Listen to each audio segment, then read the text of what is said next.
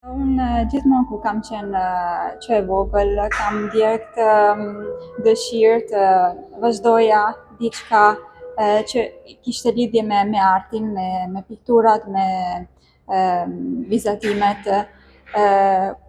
I bëja kur isha e vogël këtu. Pastaj kur kemi ikur në Itali, dëshiroja të vazhdoja në shkollë të artit, por vazhdova diçka tjetër. Kështu që unë besoj që të sillja mostrën edhe këtu ishte si një përkujtim i rrethanave të mia që kam këtu në Durrës. Ti the që ke pasur një lidhje me artin që e vogël, me vizatimet në radhë të parë, pastaj me pikturat, por që rrethanat e jetës bën që mos ta ndjekësh ëndrrën tënde dhe të studiosh. Ti me sa piktura prezantohesh këtu para publikut durrësak? Janë rreth 20 pikturash. Janë piktura që janë kopje të artistëve të njohur, si Monet, Cézanne e tjerë të periudhës impresioniste, ekspresioniste. Si ke sjellur të risjellësh këto piktorë të mëdhenj dhe pse nuk e ideuar ose nuk e hedhur në të lajë diçka tënde? Atëherë, sepse unë në Itali kam para 4-5 vitesh kam filluar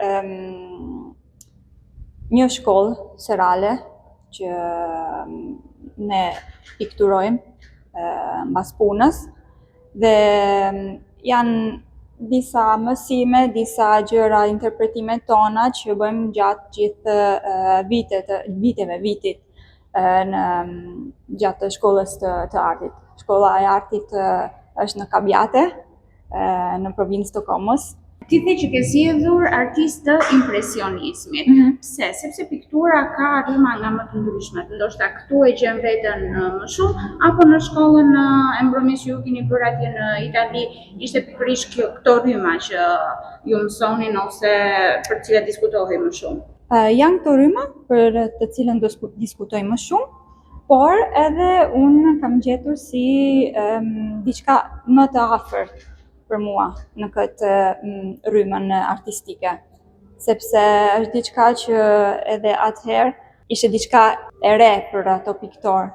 Nuk ishin ato piktorë që pikturoshin brenda në dhomë, me padrita, filluan të pikturoshin natyrën ashtu siç e shikonin.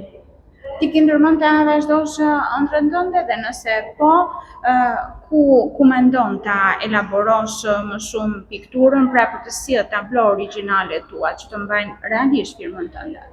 Nga vitin që vjen, kam menduar të vazhdoj gjithmonë shkollën e artit, por me një kohësisht të vazhdoj të zhvilloj dhe stilin tim artistik.